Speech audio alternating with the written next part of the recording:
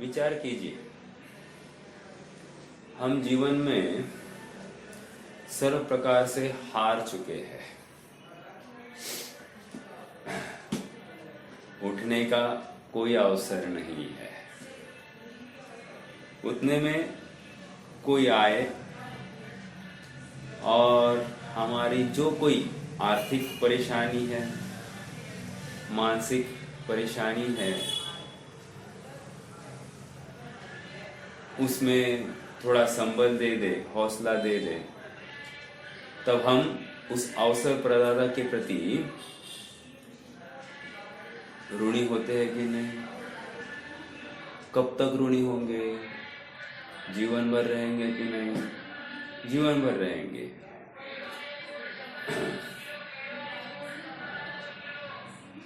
ऐसी ही बात हमारे मोक्ष मार्ग की है। जीव अनादिकाल से परद्रव्यों को धारण करता हुआ, परद्रव्यों में एकत्व ममत्व करता हुआ हार चुका है, थक चुका है, उसकी शक्ति का नाश हो चुका है। इतने में श्री गुरु आए हैं। उन्होंने अपने दिव्य वचनों के द्वारा स्वयं प्रमाण की हुई जो अमोघ घुटी है, उस घुटी को हमको प्रदान किया है और कहा, ये घुटी ले लो, तुम्हारा भी काम हो जाएगा।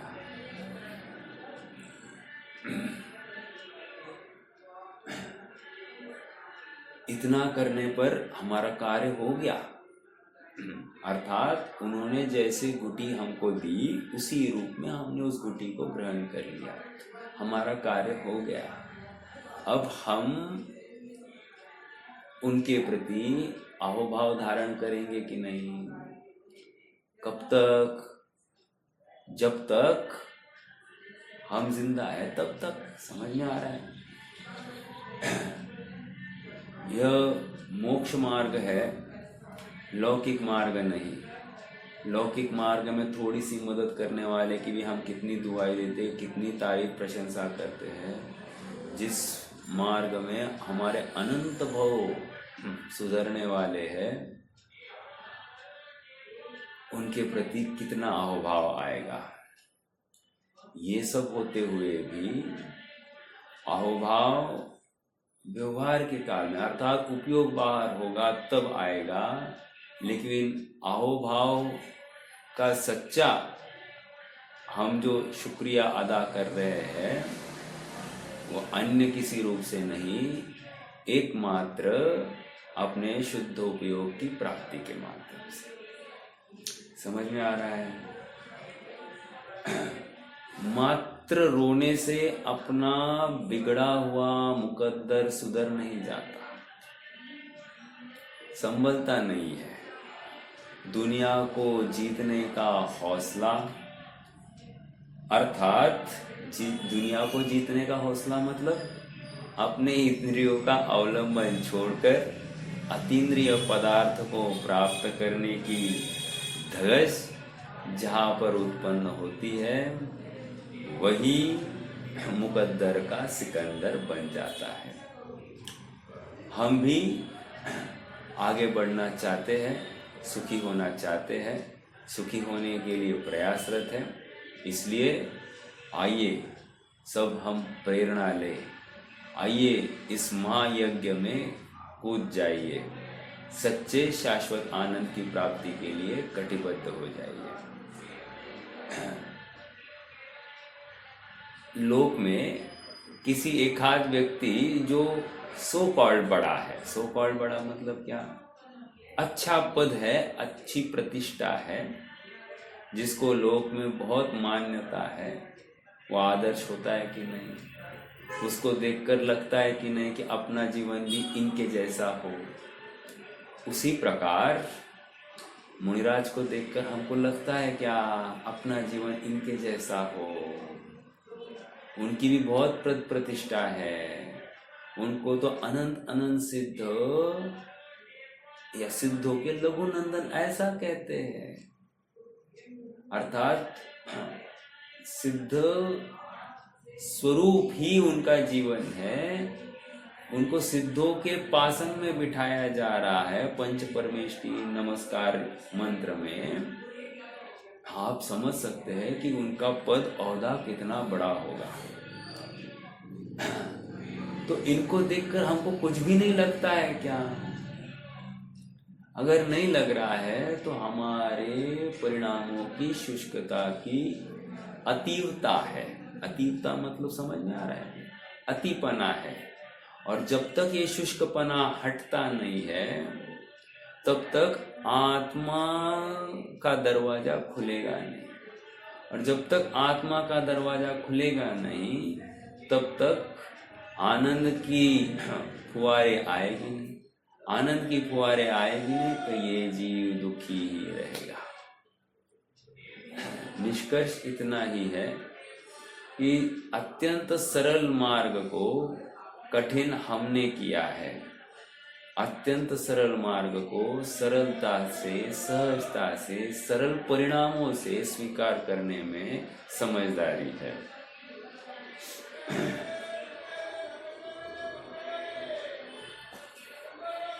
आज हमारी चरणायोग सूचक चूलिका के अंतर्गत 205 और 206 नंबर की गाथाओं की चर्चा हुई है। 205 नंबर की गाथा में द्रव्यलिंग की चर्चा और 206 नंबर की गाथा में भावलिंगत्व की चर्चा। जीव बाह्याभ्यंतर दोनों लिंग धारण करता हुआ पेश हुआ है। ऐसा तत्पर जीव है कि अब उसको बाह्य कोई भी विचित्रता, विपरीतता प्रभावित नहीं कर रही है। ऐसी धगश, ऐसी उसकी हौसला बुलंद है कि अब वो तस से मस नहीं हो रहा है। प्रतिकूलता आए तो कह रहे आ जाओ कह रहा है। हमको प्रतिकूलता आए तो ए बाबा अभी नहीं, बाद में। थोड़ी सी सर्दी खांसी हो जाए तो बाद में ये दूर हो जाए। होता है कि नहीं? और वहां पर उनको कुछ भी नहीं है। शरीर की क्षति को अपनी क्षति देखते ही नहीं है। ओ आश्चर्य! शरीर की क्षति को अपनी क्षति देखते ही नहीं है। कैसी वो अद्भुत दशा है, कैसा वो अलौकिक पुरुषार्थ है। आप विचार करो, ऐसी अद्भुत दशा हम कब प्रकट करेंगे? आवे क्या है वो? होवे आवे अमर घड़ी जब मैं ये अवस्था को प्राप्त करूं। चलिए गाथा नंबर 207 की चर्चा प्रारंभ करेंगे।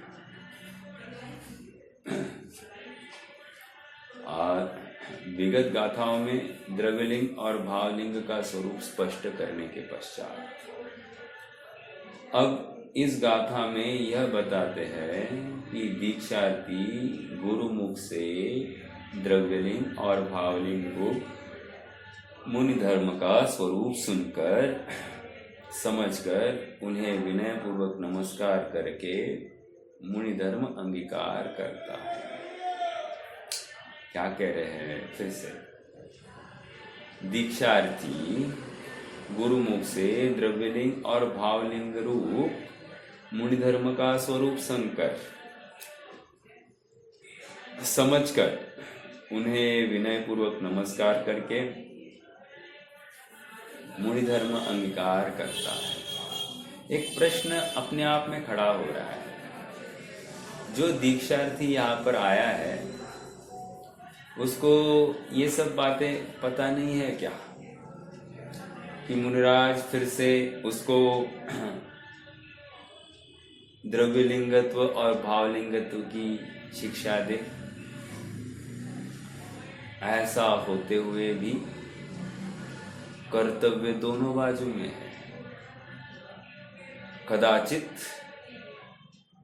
दीक्षार्थी मुनिराज अपनी कर्तव्य में कमी नहीं रखना चाहते हैं, इसलिए वे पुनः एक बार उसको वो पाठ पढ़ा रहे हैं जो उनको उनके गुरु ने पढ़ाया था। एक और इसमें अगर दीक्षार्थी की कोई कचास होगी तो कचास स्वयं निकाल कर वह अपना कार्य को सिद्ध कर लेता है। समझ में आ रहा है क्या? इसलिए सुनाना कि नहीं सुनाना ये बात ही नहीं है, एक प्रैक्टिस के रूप में वो किया जाएगा।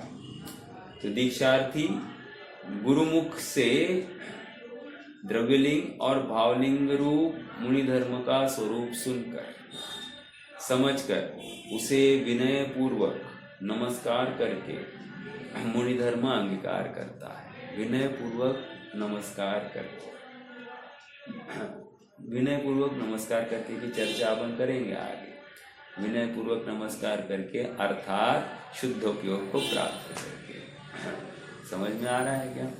विनय पूर्वक नमस्कार या आपकी आज्ञा सराख होकर अब मैं शीघ्र ही शुद्धात्मा को धारण कर लूंगा। आइए गाथा का पाठ करेंगे। आदाय तम्पि लिंगम गुरुणा परमेण तं नमं सित्ता सोच्चा सबदं किरियम उवदिष्टो होदिसो समणो।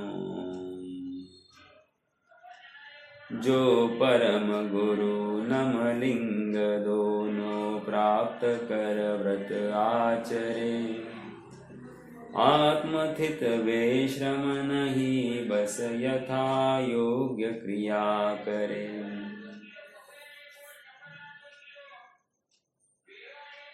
आदाय तम्पि लिंगम,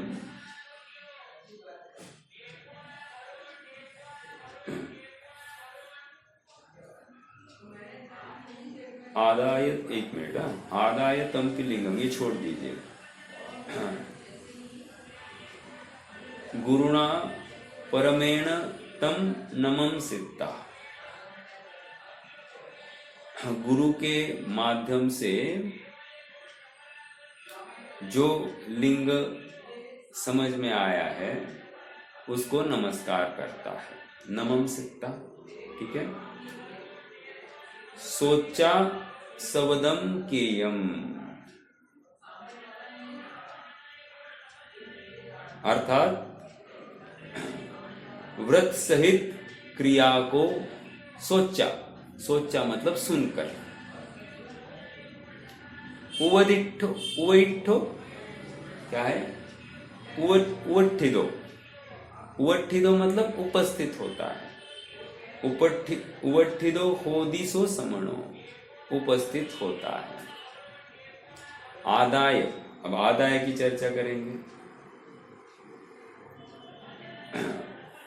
जो आदर करके, राइट, आदाय मतलब आदर करके। आदाय तम्पि लिंगम, आदर करके, लिंग का आदर करता हुआ। आदाय मतलब ग्रहण करना करे, ठीक है, चलेगा। आदान ग्रहण, आदान निक्षेपण, आदाय ग्रहण, आदाय तम्पि लिंगम, ठीक है। देखो इसका भाव देखते हैं। परम गुरु के द्वारा प्रदत्त उन दोनों लिंगों को धारण करके, आदाय मतलब धारण, उन्हें नमस्कार करके व्रत सहित क्रिया को सुनकर उपस्थित होता हुआ, अर्थात आत्मा के समीप स्थित होता हुआ श्रमण होता है। एक मिनट, मैंने आज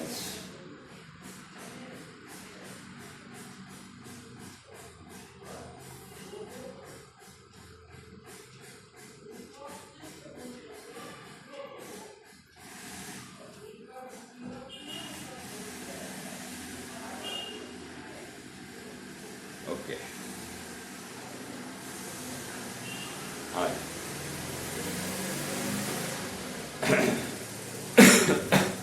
उपस्थित होता हुआ अर्थात आत्मा के समीप स्थित होता हुआ श्रवण होता है। एकदम सरल चर्चा है। चलिए पढ़ते हैं आगे। उक्त गाथा के भाव को तत्व प्रतिपिका टीका में आचार्य अमृतचंद्र इस प्रकार स्पष्ट करते हैं।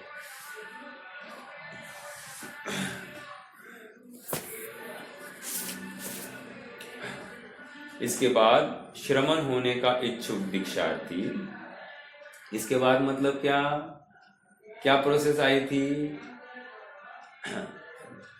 पहले तो सबसे विदा मांगी, उनको कम कर दिया अपने उपयोग से। फिर क्या हो गया? गुरु के पास आया, बोला साहब मुझे अनुग्रहित कीजिए। फिर गुरु ने उसको द्रव्यलिंगत्व और भावलिंगत्व की शिक्षा दी, राइट। अब इस द्रव्यलिंगत्व और भावलिंगत्व की शिक्षा को विनय पूर्वक सुनकर ये अब क्या हो गया? उसकी सिद्धि करने के लिए तत्पर हो गया है, तैयार हो गया है। अर्थात इसने केश लुंचन हो गया है, नग्नता आ गई है और बहिरंग परिग्रह सबका त्याग हो गया है। ये यथाजात रूपधर हो गया है। बट यथाजात रूपधर बाहर से दिखाई दे रहा है, अंदर की नग्नता को प्रकट करने के लिए अब ये एकांत में जाने वाला है। अब और एक बात समझना, कभी कभी ऐसा हो सकता है कि एक दीक्षा गुरु अलग भी होते हैं, ये भी होता है। जो पूरा दीक्षा का कार्य होता है वो उनके ही सन्निधि में पार पड़ता है, ऐसा भी होता है। और कभी कभी दीक्षा गुरु मतलब डायरेक्टली तीर्थंकर भगवान को भी दीक्षा गुरु कहेंगे, परम गुरु, दीक्षा गुरु, या फिर जो मूल संघ के आचार्य हैं उनको भी दीक्षा गुरु कहा जाता है। तो अनेक अनेक अपेक्षाएं हैं, अपेक्षाओं को समझना। बाकी किसी का आदर अनादर की बात नहीं है। मूल प्रयोजन तो वहाँ पर शुद्धात्मा की प्राप्ति के लिए आया हुआ जीव है, वो वैराग्य के लिए अत्यंत अत्यंत प्रयासरत है। ऐसे जीव को इस मार्ग में स्थापित करने की बात है। ये भी एक प्रकार से स्थितिकरण है। जो देखो पुरुषार्थ सिद्धि उपाय में एक प्रकरण आया है। प्रकरण ये आया है कि यदि कोई जीव आकर आचार्य से कहे, हे प्रभु, हे भंते, कि मुझे अभी बहुत वैराग्य उत्पन्न हुआ है, आप कृपया मेरे कल्याण की बात करें, अर्थात मेरा कल्याण जिस प्रकार से होगा वैसा मार्गदर्शन करें, मैं वो सब करने के लिए तैयार हूं। और आचार्य देव उसको दीक्षा लेने की प्रेरणा करने के बजाय उसको अनुव्रत अंगीकार करने की प्रेरणा करें। तो ऐसा कहा गया है कि वो आचार्य ने आए हुए साधक का उसके साथ अन्याय किया है, उन्होंने उसका घात किया है। कहने की बात इतनी है कि वो आया था ऊंची भावना लेकर, कदाचित ऐसा भी हो सकता था कि वो महाव्रत भी अंगीकार कर सकता था, लेकिन तुमने उसकी भावनाओं को ढीला करके अभी भी गृहस्थी में ही रखा, अनुव्रत धारण करने की प्रेरणा करी, यही उसका घात। समझ में आ रहा है क्या? आज हमको ये बातें थोड़ी सी क्या लगती है, मतलब नहीं बराबर है ना, ऐसा डायरेक्टली कोई किसी को बोलेगा क्या, ऐसा आज हमको लग रहा है। लेकिन आप थोड़ा सा उस काल में चले जाइए जहां पर दीक्षा लेना एक आम बात था, अर्थात अपने जीवन का लक्ष्य ही होता था। आप पकड़ना इस बात को। हमको आज एक घर छोड़ने के लिए 100 बार सोचना पड़ता है, राइट। लेकिन वो काल ऐसा था कि घर छोड़ने के लिए एक चुटकी का समय था, ये चल पड़े। फिर बाहर में जाकर हमको क्या व्यवस्था होगी, क्या खाने को मिलेगा, क्या पीने को मिलेगा, ठंड तो नहीं होगी, बारिश तो नहीं होगी, और क्या नहीं होगा, कांटे तो नहीं होंगे, कुछ विचार नहीं। ऐसे निकल जाते थे। क्यों? क्योंकि वे अभ्यस्त थे उस जीवन से, उस लाइफस्टाइल से। आज हम बिल्कुल भी अभ्यस्त नहीं है, इसलिए हमको आश्चर्य लग रहा है। हाँ, मैं इतनी बात क्यों कर रहा हूँ?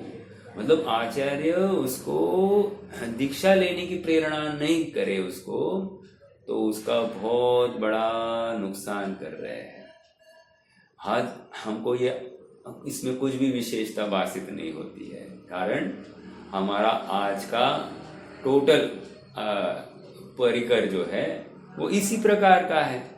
हमने जो जन्म से लेकर आज तक देखा है, हमने किसी को दीक्षा लेते हुए देखा नहीं, हमने किसी को विरक्त होते देखा नहीं, हमने किसी को पुरुषार्थ करते देखा नहीं, हमने किसी को मतलब जब देखा ही नहीं है तो ऐसा संभव है इसकी भी हमको कदाचित वो एक पॉसिबिलिटी भी भाषित नहीं होती। जैसे मान लो कि भाई हमको रोग हो जाए, तो रोग हुआ है तो रोग से हम ठीक ठाक सही सलामत बाहर निकल सके बिना किसी दवाई के, ऐसा पॉसिबल है क्या? तो हमको उसका विश्वास ही नहीं पड़ता है, राइट? मुझे यही कहना है, हमको लगता है कि इसके बिना हम ठीक नहीं हो सकते, बट कोई कदाचित करके दिखाए और उसमें से ठीक हो जाए। हुआ तो कर्म उदयात, जो कुछ हुआ है कर्म उदय के अनुसार हुआ है, लेकिन कहीं ना कहीं अपना पुरुषार्थ खेल गया है वहां पर, क्योंकि सारी दुनिया जिस तरफ भाग रही है उस तरफ तुम भागने का यत्न नहीं कर रहे हो। इसमें बहुत बड़ी एक तुम रिस्क भी उठा रहे हो क्योंकि प्रवाह के विरुद्ध जा रहे हो, और दूसरा तुम्हारा जिन वचनों के ऊपर विशेष विशेष संबल है, अर्थात उनका तुम्हारे दिलो दिमाग में बहुत आदर है, तभी तो जाकर तुम इतने दृढ़ता से खड़े रह पा रहे हो।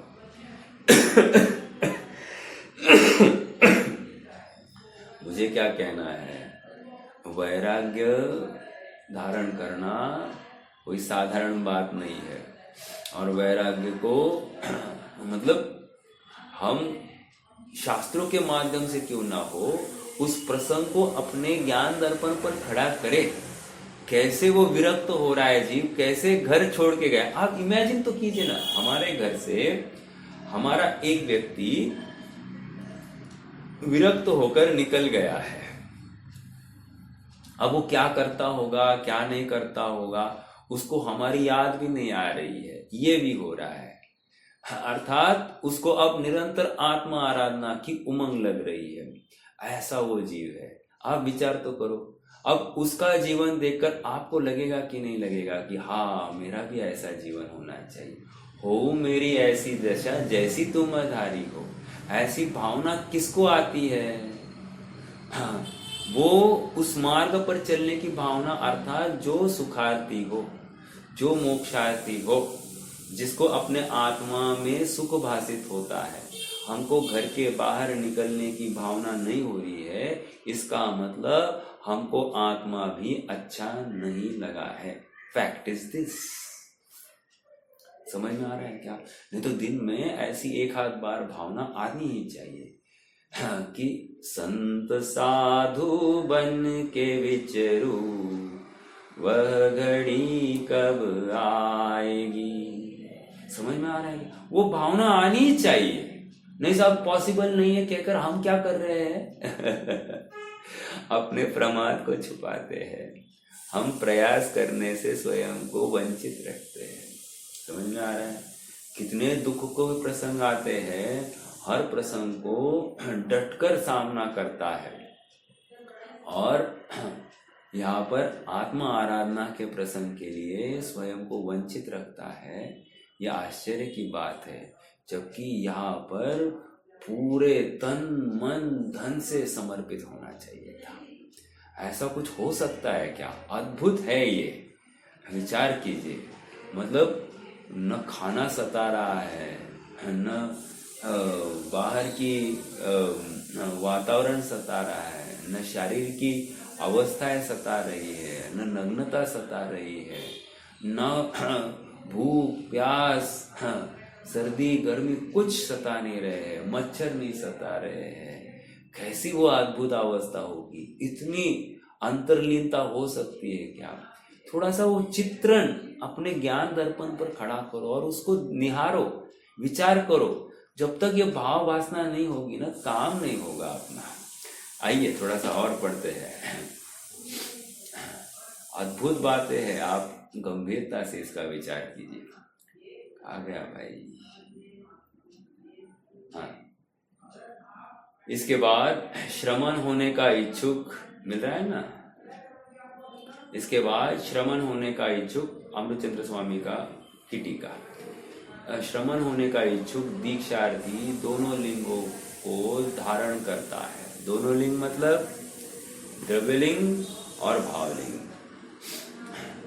दोनों का अनन्य साधारण महत्व है। हाँ, एक के बिना मोक्ष मार्ग ही नहीं खड़ा हुआ और एक के बिना मुक्ति की प्राप्ति नहीं होगी। हाँ, इसके बाद कहा गया धारण करता है, गुरु को नमस्कार करता है, व्रत तथा क्रिया को सुनता है और उपस्थित होता है। उपस्थित होता हुआ श्रामण्य की सामग्री पर्याप्त होने से श्रमण होता है। अब इसी बात को विस्तार से स्पष्ट करते हैं। श्रामण्य की सामग्री पर्याप्त होने से क्या है इसका अर्थ? श्रामण्य की सामग्री पर्याप्त होने से का अर्थ क्या है, कौन बताएगा?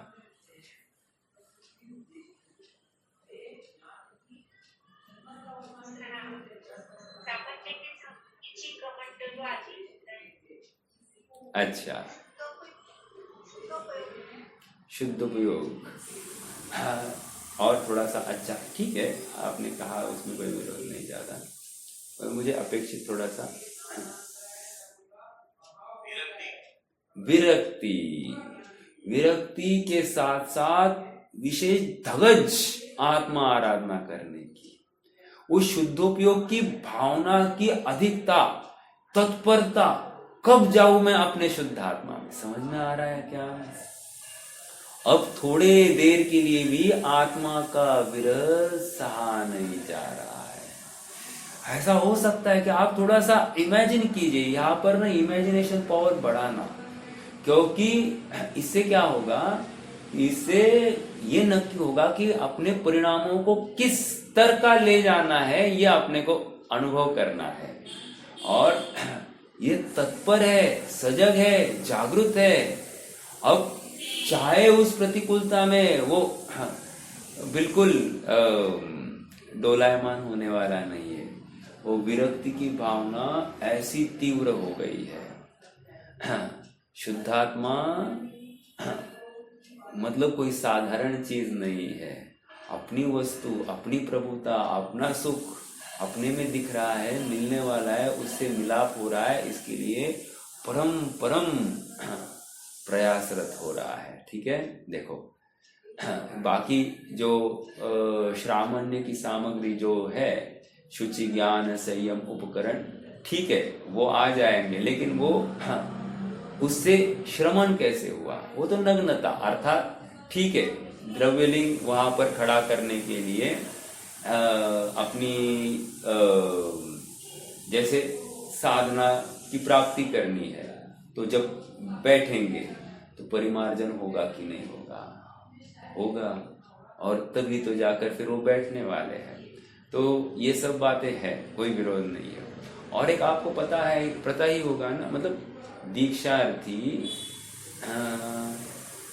दीक्षा लेने के बाद कभी भी इमीडिएटली आहारचर्या को नहीं जाते हैं। क्या कारण होगा? वैसे अपन ने चर्चा की है, बट फिर भी थोड़ा सा एक जिज्ञासा के वश मैं पूछ रहा हूँ। हाँ, दीक्षा लेने के पश्चात इमीडिएटली उस दिन वे आहारचर्या को नहीं जाते, उपवास धारण करते।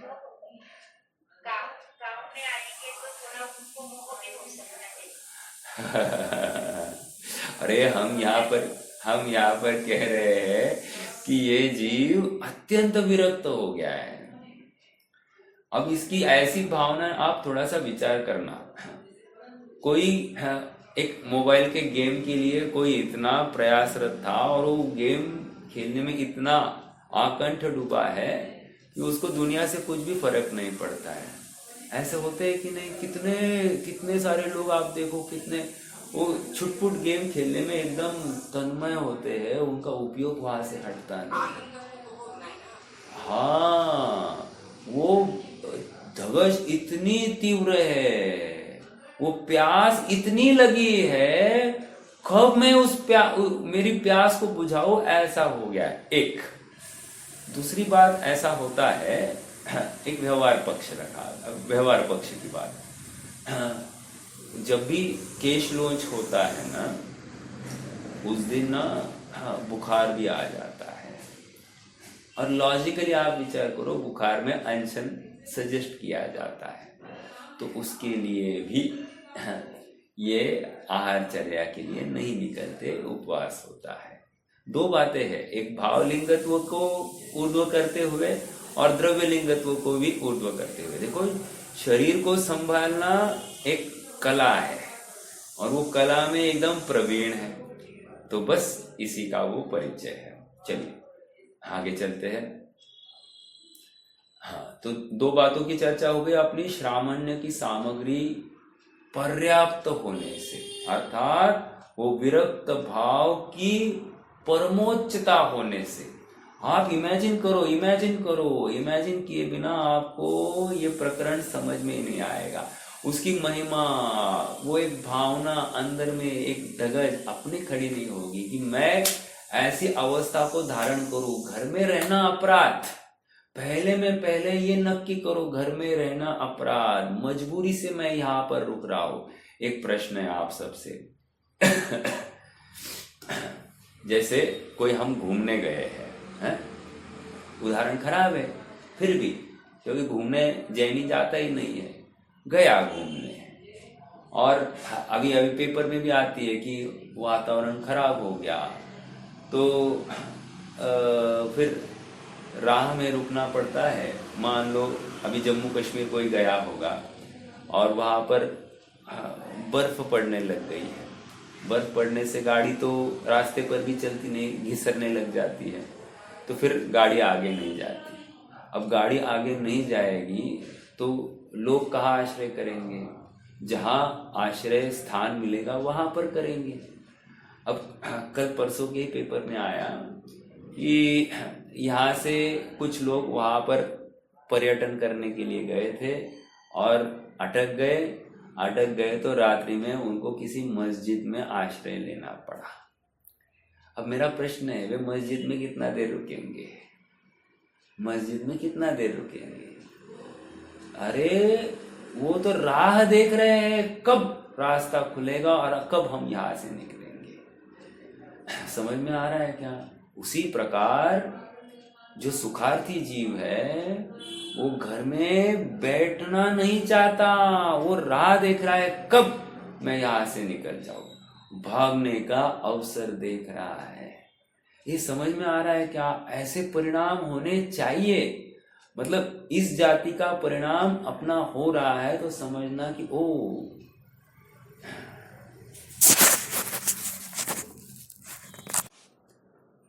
इस यथाजात रूप धरत्व के सूचक बहिरंग व अंतरंग लिंग के धारण की विधि के प्रतिपादक होने से अरहंत भगवान और दीक्षाचार्य व्यवहार से मुनिलिंग को देने वाले कहे जाते हैं। ये समझ में आ रहा है क्या?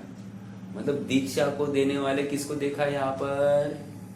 अरहंत भगवान। फिर अन्य मुनिराज भी ले लीजिए, अरहंत भगवान नहीं होंगे तो। समझ में आ रहा है? हाँ, तो विधि का प्रतिपादन भी इनके माध्यम से, लेकिन प्रतिपादन वही होगा जो अरहंत भगवान ने किया है, राइट? क्योंकि उन्होंने प्रत्यक्ष अपने ज्ञान में झांककर ये सब देखा है और कहा है। ओके, दीक्षार्थी उक्त देने और लेने की क्रिया से उन्हें सम्मानित करके उनसे तन्मय होता है। अर्थात उनसे तन्मय होता है, क्या अर्थ क्या कहना, इतना ही लेना कि उनका ऋणी होता ही होता है, अहोभाव आता ही आता है, बट साथ साथ उनके कहे हुए का मार्गदर्शन को प्राप्त करके बराबर अपना कार्य साध लेता है। ये सच्चा शिष्य। वैसे मैंने कल आप सबको विद्यार्थी के 5 लक्षण देखने के लिए कहे थे, मतलब चिंतन करने के लिए कहे थे। मेरी आशा है कि आप सब ने वे किए होंगे। बट ये सच्चा विद्यार्थी है। ज्ञान तृष्णा गुरु निष्ठा, ज्ञान तृष्णा, वैसे ही आत्म तृष्णा। आप थोड़ा सा अपने परिप्रेक्ष्य में लेंगे।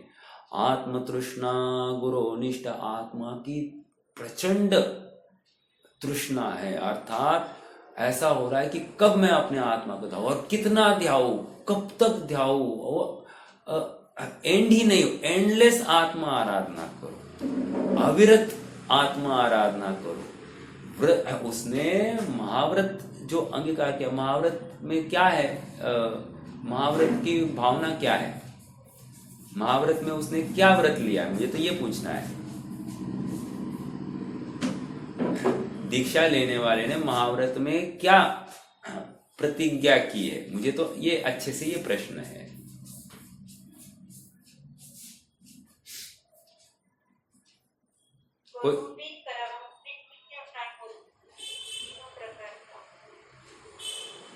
नहीं, एक वाक्य में एक शब्द में बोलो।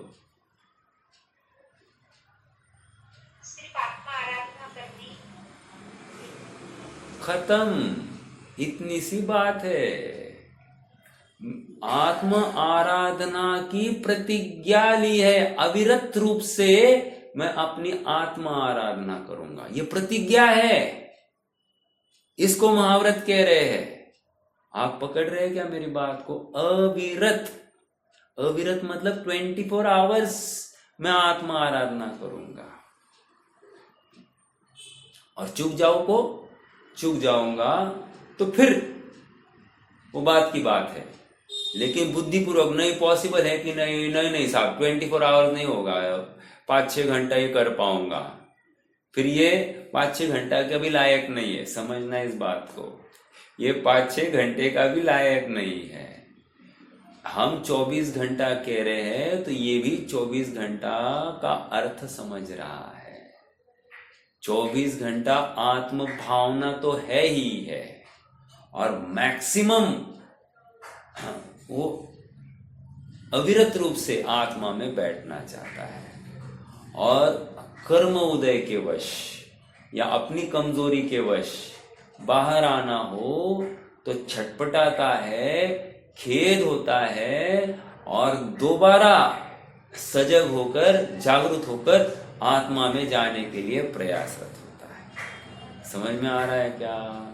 ये है, मतलब आप इमेजिन करो, फिर से इमेजिन करो कि इसने क्या किया है। श्रामण्य को अंगीकार किया है, मतलब क्या? श्रामण्य की सामग्री मतलब क्या? 100% अचीवमेंट, 100% आत्मा में लीनता, not even single percent less. वो अंतर्मूर्त की अखंडता को प्राप्त करना ही करना है इसको। समझ में आ रहा है? इस भावना से कम नहीं है। देखो, अब आप कहोगे साहब व्रत लिया है तो अखंड आत्मा आराधना की, और ये नहीं करेगा तो पाप लग गया ना, तो इतनी तैयारी हुई नहीं थी।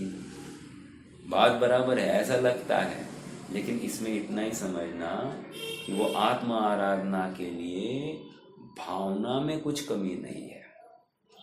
हाँ, यहाँ पर सशर्त बात है, भावना में एक क्षण के लिए मैं आत्मा से ओझल स्वयं को करना नहीं चाह रहा है। बस इस भावना को हम उसके साथ में सहचर रूप से देखना चाहते हैं।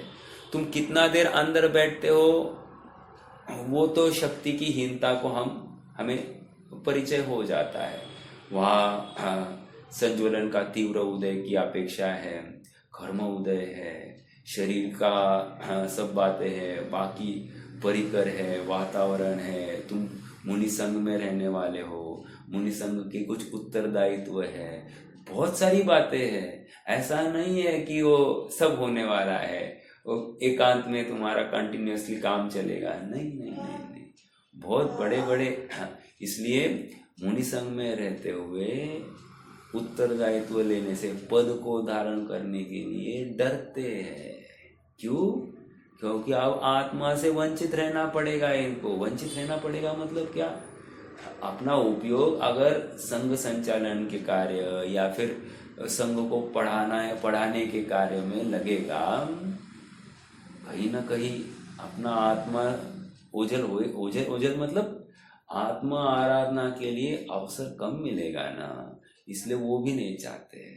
ये समझ में आ रहा है क्या? और गुरु की आज्ञा, पहला क्या पॉइंट था? ज्ञान तृष्णा। ज्ञान तृष्णा के आगे अपन ने क्या? आत्म तृष्णा। ज्ञान तृष्णा लो तो भी कोई प्रॉब्लम नहीं, लेकिन लोक में क्या ज्ञान तृष्णा मतलब खाली क्षयोक्षम ज्ञान को बढ़ाने की बात। यहाँ पर ज्ञान तृष्णा मतलब आत्मा को धारण करने की बात, और आत्मा को ज्ञान से ही पहचाना जाता है। वो ज्ञान ही एक साधन है जिसके माध्यम से यह आत्मा को ध्यान ले। तो ज्ञान तृष्णा है निरंतर। इसको भगवान के वचन नहीं दिख रहे हैं, इसको मुनिराज नहीं दिख रहे हैं, इसको अपने सहयोगी नहीं दिखाई दे रहे हैं, इसको जीव नहीं दिखाई दे रहे, इसको हर चीज में ज्ञान दिखाई दे रहा है। समझ में आ रहा है क्या? अपनी इसको ठंड भी भाषित क्यों नहीं हो रही? क्योंकि इसको ज्ञान दिखाई दे रहा है। इसको गर्मी या उष्णता तकलीफ क्यों नहीं दे रही है? क्योंकि उसमें उसको ज्ञान दिखाई दे रहा है। उसको क्षुधा या तृषा क्यों भाषित नहीं हो रही है? क्योंकि उसमें उसको मात्र ज्ञान दिखाई दे रहा है। और अपने ज्ञान में बाह्यकृत कोई प्रतिकूलता प्रवेश करे ये संभव ही नहीं है, क्योंकि इसको एक ही बात मालूम है, मैं हूँ अपने में स्वयं पूर्ण, पर की मुझ में कुछ गंध नहीं। बस इस एक स्टेटमेंट को लेकर वो चल रहा है। आप पकड़ रहे हैं क्या? अरे मोक्ष मार्ग बहुत बड़ी बात नहीं है, एकदम शॉर्ट में इस एक सेंटेंस में आपको ये मोक्ष मार्ग मिल गया।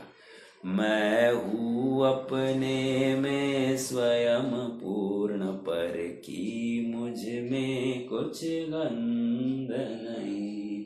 अब लगाओ ना, रोग हो गया, मैं मतलब आत्मा अपने में परिपूर्ण है, उस पर की मतलब शरीर के रोग की मुझ में गंध नहीं, प्रवेश ही नहीं है।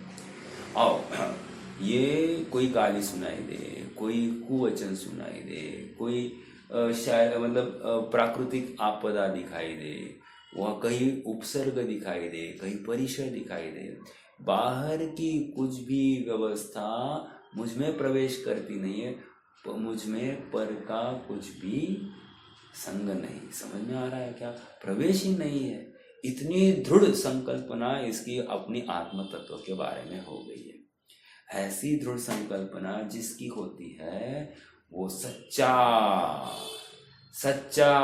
जीव समझना चाहिए। और ऐसी संकल्पना किसकी थी? वो ग्वाले की थी, ग्वाले की।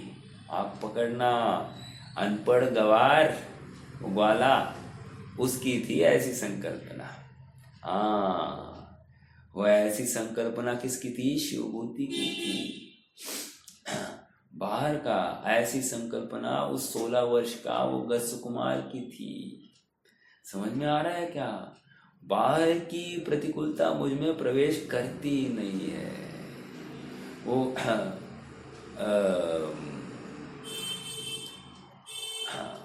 क्या है वो, आलोचना पाठ है ना, या वैराग्य पाठ, क्या है वो, जहाँ पर मुनियों के सामायिक पाठ है मेरे ख्याल से, समाधि मरण पाठ। वहाँ पर कितने कितने प्रकार के मुनियों के ऊपर घानी में पेला गया, कितने को नदी के प्रवाह में बहकर चले गए, लेकिन टस से मस नहीं हुए। आप समझ रहे हैं क्या? कैसी वो अवस्था होगी, मैं डूब रहा हूँ ये ज्ञान करता हुआ भी, और वो आत्मा में लीन है, घानी में पेला जा रहा। आप विचार तो करो, अरे गन्ना है, गन्ने को अपन क्रश करते हैं, क्रश करते तो हमको क्या दिख रहा है, वो रस बाहर निकाल रहा है। अब गन्ने के बदले क्या करना, अपना शरीर उस कोल्हू में डालना, और शरीर से अभी स्क्वीज होकर निकल रहा है। अब विचार करो क्या होता होगा, आत्मा कितने देर में निकला होगा वो, मतलब जब घानी में पेला गया तो कितने देर में आत्मा शरीर से अलग हुआ होगा। उतने क्षण भर में इस जीव ने अपना काम किया है। ओ माय गॉड, आप पकड़ रहे हैं क्या मेरी बात को? जरा गंभीरता से विचार करो, वो ज्ञान तृष्णा किस जाति की होगी, ज्ञान तृष्णा की बात कर रहा हूं, वो हाइट ऑफ ज्ञान तृष्णा कैसी होती होगी, कैसी अद्भुत वो शूरता है, वीरता है, आत्म भावना है।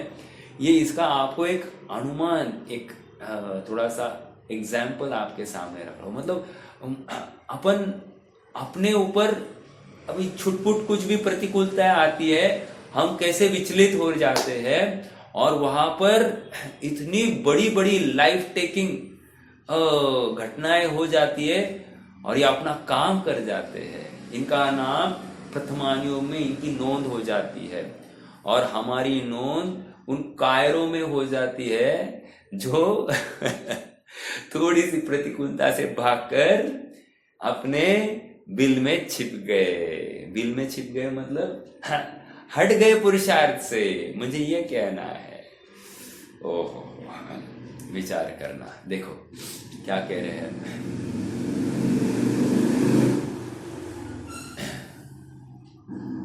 इस यथाजात रूप धरत्व के सूचक बहिरंग व अंतरंग लिंग को के धारण की विधि के प्रतिपादक होने से अरहंत भगवान और दीक्षाचार्य, हाँ मैं यहाँ था, कहा ज्ञान तृष्णा गुरु निष्ठा, गुरु निष्ठा, गुरु निष्ठा में आ गए कि नहीं, जैसे गुरु कह रहे वैसा ही आ गया है, राइट।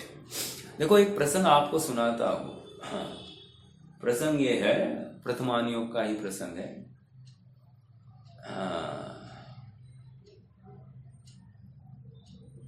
प्रसंग ये है कि चंद्रगुप्त है, राइट।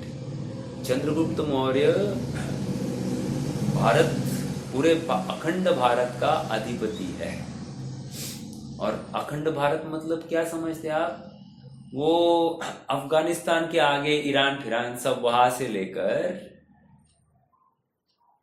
पाकिस्तान, नेपाल, ये पूरा भारत, ओके, बांग्लादेश, बर्मा, यहां तक ये पूरा अखंड भारत। समझ में आ रहा है क्या? इतना सब क्षेत्र का अधिपति ये गया है भद्रबाहु के पास। भद्रबाहु कौन? अंतिम श्रुत केवली, ठीक है। और बोला साहब I am interested for taking admission in your school. मतलब मैं मुनि बनना, मुनि अवस्था को प्राप्त करना चाहता हूं, मैं वैराग्य धारण करना चाहता हूं। भद्रबाहु ने क्या कहा मालूम है? एक काम करना, तुम अभी दीक्षा मत लो, तुम 1 साल के लिए तुम मात्र राज्य पद छोड़ दो और एक सामान्य कर्मचारी के रूप में तुम बन के रहो। क्या कहा? तुम राज्य पद छोड़ दो और एक सामान्य कर्मचारी के रूप में तुम वहीं पे खड़े रहो। किसने कहा? भद्रबाहु ने कहा है। कौन है भद्रबाहु? 24,000 मुनियों का संघाधिपति है। उन्होंने कहा है। अब ये क्या करेगा? इनको तकलीफ हो गई, अरे ऐसा कैसा, 1 साल के लिए मैं इतनी भावना लेकर गया था, ऐसा। समझने की बात, गुरु आज्ञा इसको सुहाई नहीं है, तो ये अभी भी दीक्षा का पात्र ही नहीं है। ये समझ में आ रहा है क्या? जिसको गुरु आज्ञा समझ में आई होती, उनका प्रयोजन अपना हित का ही था, ये समझ में आया होता, उसने क्या किया होता? ओ, गुरुवर ने मुझे प्रैक्टिस करने के लिए कहा है, आप पकड़ रहे हैं क्या? अर्थात मैं राजा बनकर दीक्षा लूं, वो राजा का मद, राज्य पद, राजा होने का मद बना रहेगा, इस मद को उतारने के लिए उन्होंने मेरे लिए ये शिक्षा दी है। श्री गुरु तो परम हितकारी है, ऐसा उसे नहीं लगा, उसको उद्दंडता आई, यही उसकी पात्रता नहीं है। ज्ञान तृष्णा गुरु निष्ठा, गुरु के प्रति तीव्र निष्ठा होनी चाहिए। गुरु के प्रति निष्ठा नहीं तो काम होगा ही नहीं। जैसे अभी अमृतचंद्र स्वामी के प्रति, जयसेन स्वामी के प्रति, कुंद स्वामी के प्रति हमको निष्ठा है क्या? वो कह रहे भाई नाहम होदी परेसिम, मैं पर का होता नहीं, पर मेरा होता नहीं, इतना अभ्यास कर, इतनी सी बात कही उन्होंने। हमने किया क्या अभ्यास? है नहीं साहब, बहुत काम थे तो तुम्हें गुरु के प्रति निष्ठा नहीं है, ये समझा रहे हमको। गुरु के प्रति जिसको निष्ठा होती है वो तत्परता से अभ्यास में लगता है। साहब बहुत नुकसान होगा, साहब मेरा क्लाइंट्स रुके, साहब मेरा ऐसे ऐसे काम रुके हैं, मेरी वजह से ये सब कार्य रुके पड़े हैं, ऐसा बिल्कुल भी उसको शंका भी नहीं, शल्य भी नहीं होगा। ओ मेरा कोई लौकिक कार्य रुका है, रुका है तो रुकने दो, जब मैं जाऊंगा तब देख लूंगा, नहीं होता है तो नहीं होगा, गाली दे रहे तो देने दो, नहीं तो जो करना है सो करो, जला दो हमारा राजपाट जला दो, लेकिन हमारे गुरु ने हमको जो कहा है वो मैं पहले करूंगा। आप पकड़ रहे क्या मेरी बात को? इसको कह रहे गुरु निष्ठा। ज्ञान तृष्णा गुरु निष्ठा सदा अध्ययनशीलता। गुरु की निष्ठा हो गई, अब गुरु ने जो कहा है उसका निरंतर अध्ययन करना है। नहीं एक बार हो गया ना दिन में, कितने बार करने को लगाएंगे, गया काम से। ये विद्यार्थी नहीं है, अब विद्यार्थी नहीं, यहाँ पर दीक्षार्थी लेना। ये दीक्षार्थी नहीं है, क्योंकि दिन भर क्या है, दिन भर इनको आत्मा आराधना ही करनी है। तो ज्ञान की तृष्णा कितनी, एक बार प्यास बुझ गई, आप फिर से प्यास तो लगने दो ना साहब। अरे ये प्यास अब आत्मा की 100% स्थिरता से ही बुझेगी। ऐसी दृष्टि वाला जीव, ऐसी भावना वाला जीव हमको दीक्षार्थी चाहिए। समझ में आ रहा है क्या? इतनी उद्दंड भावना इसकी होनी ही चाहिए।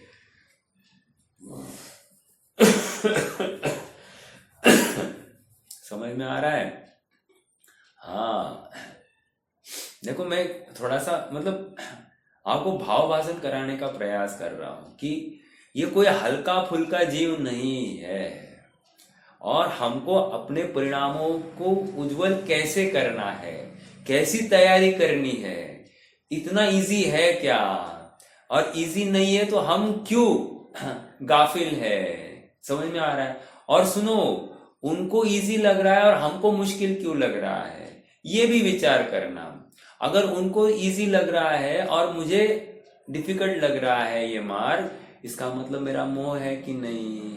संसार शरीर भोगों के प्रति मेरा मोह है कि नहीं है? तो संसार शरीर भोगों के प्रति मोह रख के मेरा काम होने वाला है क्या? मैं सुखी होने वाला हूँ क्या? नहीं। तो फिर मैं क्यों उन संसार शरीर भोगों के पीछे ही पड़ा हूँ? इतना मतलब एक एनालॉजी करो, थोड़ा सा लॉजिकल रीजनिंग करो, परीक्षक बुद्धि से इतना तो निर्णय करो ना कि क्या सेवन करने योग्य और क्या त्यागने योग्य है। ये तो निर्णय हमारा होना चाहिए। नहीं बाकी सब ठीक है, लेकिन इतना तो करना ही पड़ता है, इतना तो करना पड़ता है। उसके पीछे हम ये मनुष्य भव को स्वाहा कर रहे हैं, इस मनुष्य भव को तिलांजलि दे रहे हैं। ये मनुष्य भव ऐरो गैरो नत्थु खैरो के पीछे पीछे पड़ने की बात नहीं है। ये मनुष्य भव आपने लिए अखंड आत्मा आराधना के मिला है। ये मनुष्य भव थोड़ा सा आराम करने के लिए, थोड़ा सा व्यवस्थित अपना देखभाल करने के लिए, गृहस्थी संभालने के लिए बिल्कुल नहीं मिला है। मतलब जिस ध्येय को हमको जन्म से लेकर आज तक परीक्षित किया गया, अर्थात ज्ञात कराया गया, सचमुच हमको ठगाया गया है। एक मदलसा थी, मालूम है आपको मदलसा? मदलसा के 7 बच्चे हुए। 7 बच्चों को उसने ऐसा संस्कारित किया कि जन्मा थोड़े काल में वो दीक्षित हो गया। ये जन्मा दीक्षित हो गया, 7 बच्चे दीक्षित हो गए। अब क्या हुआ, 8वें बच्चे को जन्म के बाद में उससे अलग कराया गया। अब यही होगी, अलग होगी, मुझे घटना ज्यादा परिचित नहीं, मैंने सुनी हुई है। 8वें बच्चे को अलग किया गया और उसको सभी प्रकार के राजनीति, युद्ध कला में पारंगत किया गया। बच्चा 20 साल का हो गया, उसको अपनी माँ से मिलाया गया। माँ से मिलाने के बाद में उसने माँ को नमस्कार किया होगा और कहा, मैं युद्ध भूमि के लिए जा रहा हूँ, आशीर्वाद दो। मदलसा वहां पर क्या कह रही है, अगर जीतना है तो अपने मोह राग द्वेष को जीतो, ये तुम्हारे सच्चे शत्रु है। तुम जिनको जीतने के लिए जा रहे हो वो तुम्हारे शत्रु है ही नहीं, खत्म। आधा जो पौरुष था खत्म हो गया। समझ में आ रहा है क्या? आप मतलब ऐसी वीरांगनाएं हुई है जिन्होंने बच्चों को डायरेक्टली धर्म भूमि में ही प्रवेश कराया। अब हम में से कौन वो माता पिता है जो औरों को इस जाति की प्रेरणा करते हो? कोई नहीं है। हम कहेंगे साहब बच्चे नहीं मानते, हम कहेंगे साहब उपादान नहीं है। रॉन्ग। आज का आज का माहौल नहीं है, तुम उसकी क्यों चिंता करते हो? तुम तो बोलो ना। बोलने के लिए तुम्हें क्या पैसे लगने वाले हैं क्या? हाँ, पैसे नहीं लगते हैं यहाँ पर। यहाँ तो प्रेरणा देनी है, तुम प्रेरणा करो। कौन से वचन किस काल में किसको लागू होंगे बोल नहीं सकते, और किसी को हो ना हो ये वचन तुम्हें तो लागू होंगे कि नहीं होंगे। दूसरों को प्रेरणा करने के नाम पर तुम स्वयं प्रेरित हो जाएंगे तो भी और क्या नुकसान होगा? आप पकड़ रहे हैं क्या मेरी बात को? ये ऐसी बात है। तो गंभीरता से विचार करना। घर में रहना अपराध है। मैं घर में कंबल ओढ़कर बैठ रहा हूँ और ठंड को दूर करने की चेष्टा कर रहा हूँ और उसमें सुख अनुभव कर रहा हूँ। ये मेरा पागलपन है, ये मेरा मोह है। मोह में मत नाचो, आत्मा इन सब से परे है। अलौकिक अद्भुत तत्व है। इस आत्मा आराधना के लिए कटिबद्ध हो जाओ। ओम शांति। कोई प्रश्न है तो रख सकते हैं।